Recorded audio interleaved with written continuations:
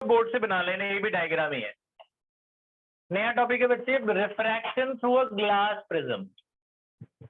Prism आपको lab में दिखाएंगे, प्रिज्म क्या होता है। प्रिज्म देखा है आप लोगों ने? ट्रायंगल होता है। हाँ, ट्रायंगल जैसा होता है, पिरामिड जैसा होता है, ऐसे समझ लो। चारों तरफ ट्रायंगल, चारों तरफ ट्रांसपेरेंट ग्लास, ऐसा कुछ होता है। आपको हर तरफ ट्रायंगल दिखेगा, आप जहां से भी देखोगे घुमा के आपको ऐसे ट्रायंगल का फेस दिखेगा, है ना। पिरामिड जैसा होता है, ग्लास का बना हुआ होता है, उसे प्रिज्म कहते हैं। लैब में आपको दिखाएंगे। तो प्रिज्म कुछ इस तरीके, अच्छा आपसे प्रिज्म का सिर्फ रे डायग्राम पूछते हैं, और रे डायग्राम और डिफरेंट एंगल्स। तो आपको क्या क्या याद रखना है, जैसे ये एक प्रिज्म है, तो जो ऊपर वाला एंगल है इसे बोलते हैं एंगल ऑफ प्रिज्म।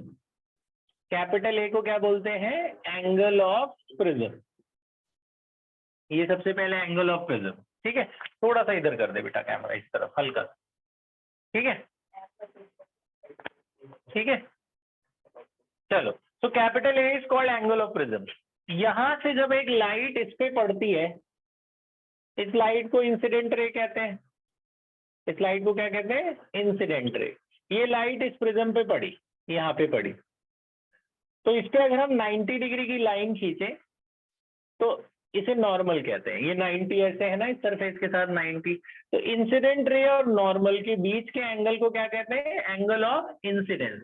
तो i is called angle of incidence, angle of incidence.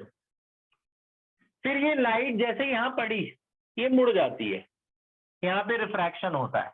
पहली बार रिफ्रैक्शन यहाँ होता है, फिर दूसरे सरफेस पे पड़ती है, फिर एक बार और मुड़ जाती है। 2 बार रिफ्रैक्ट होती है लाइट, ठीक है। एक बार इधर अंदर मुड़ेगी, एक बार बाहर मुड़ेगी, तो 2 सरफेस पे रिफ्रैक्शन होता है। तो अच्छा, ये इंसिडेंट रे, ये रिफ्रैक्टेड रे है। रिफ्रैक्टेड रे और नॉर्मल के बीच के एंगल को बोलते हैं एंगल ऑफ रिफ्रैक्शन। इसमें 2 रिफ्रैक्शन होते हैं, एक यहाँ और एक इधर। 90 अगर हम खींचे तो एक यहाँ भी रिफ्रैक्शन होता है, तो 2 रिफ्रैक्शन होते हैं, एक इधर एक इधर। तो R1 और R2 यहाँ एंगल ऑफ रिफ्रैक्शन है। R1 और R2 है angle of refraction, angle of refraction. ये सब आपको बताएंगे वो लोग, मतलब आपको ऐसे मेंशन कर देंगे वो, ABCDE ऐसे। और भी एंगल्स हैं, 5 एंगल हैं इसमें, 5-6 एंगल है, उनके नाम याद रखने हैं। ये एंगल ऑफ इंसिडेंस, ये दोनों क्या है? Angle of refraction. ये लाइट पड़ी और ये रिफ्रैक्ट हो गई, इंसिडेंट रे, रिफ्रैक्टेड रे, और ये बाहर निकल आई। जो बाहर आई उसे इमर्जेंट रे कहते हैं। जो लेंस प्रिज्म से बाहर आई उसे क्या बोलते हैं? इमर्जेंट रे। तो ये जो एंगल है बाहर, इसको एंगल ऑफ इमरजेंस बोलते हैं।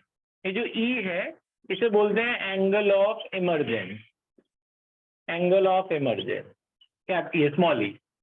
मान लो आपकी गाड़ी थी, एक गाड़ी से जैसे ही समझ आए, ये गाड़ी जा रही थी, आपकी गाड़ी जा रही थी, ठीक है, और आपकी गाड़ी मुड़ गई, ऐसे जा रही थी, ऐसे मुड़ गई, ठीक है।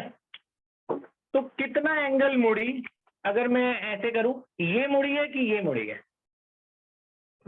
ए कि बी? ए। आपकी गाड़ी जा रही थी, ए मुड़ी ना आपकी गाड़ी, बी तो अभी बाकी है ना मुड़ना।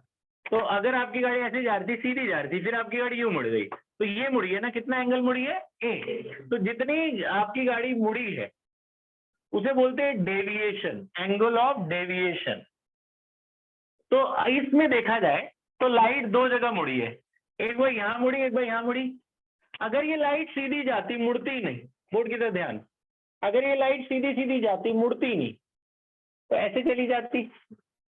और जो इमरजेंट वाली है इसको भी पीछे मिला लो, तो टोटल कितना मुड़ी है पता चल गया ना। टोटल कितना मुड़ी है लाइट? इतना मुड़ी है ना टोटल।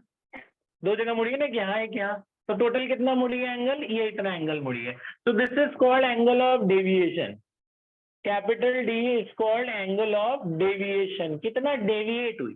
जैसे आप समझते हो ये लाइट ऐसे जा रही थी, एक बार मुड़ी फिर मुड़ गई, 2 बार मुड़ी ना, यहाँ और यहाँ, तो टोटल कितना मुड़ी कैसे पता चलेगी? इसको बढ़ा लेना, जो गाड़ी आपकी जा रही थी सीधी, और जो मुड़ी है इसको पीछे वापस मोड़ लो, तो टोटल कितना मुड़ी है? इतना मुड़ी है। यहाँ से यहाँ पहुंच गई ना, तो कितना डेविएशन हुआ उसमें? ऐसे जा रही थी, यहाँ पहुंच गई, तो ये इतना मुड़ी है टोटल। तो this is called angle of deviation. तो ये बेटा ये 5 अच्छे एंगल हैं जो आपको 5 एंगल याद रखने। Angle of prism, angle of incidence, angle of refraction, angle of emergence और एंगल ऑफ डेविएशन। ये बना लो बस, ये डायग्राम और ये एंगल आपको याद रखना है। पॉज